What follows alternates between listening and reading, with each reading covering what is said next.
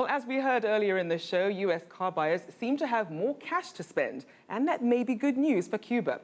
Classic American cars there are certainly a remnant of the past, but they could also help forge a path for closer ties.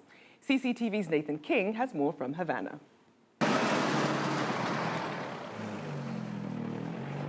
As Cuba opens up to the US, so the wisdom goes with its classic car market for US collectors.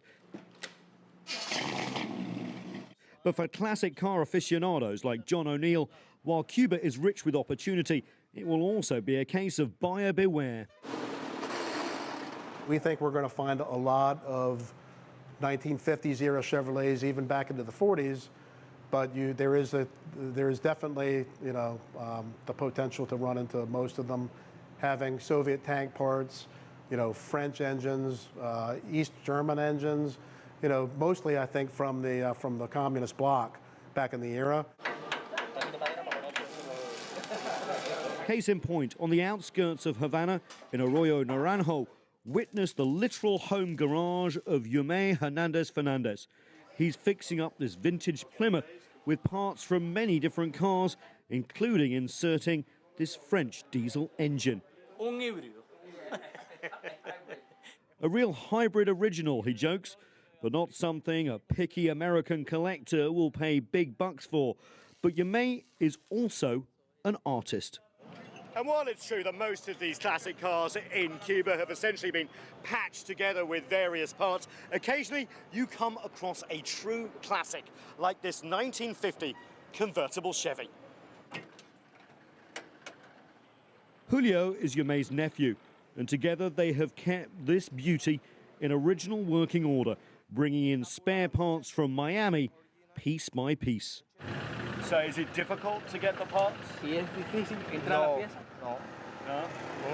I have a friend who brings the parts from Miami. Julio now makes his living taking tourists and journalists out for a spin. But for American car collectors flush with cash, they may not be able to get their hands on beauties like this. Julio's grandfather gave him this car, and he says it's not for sale.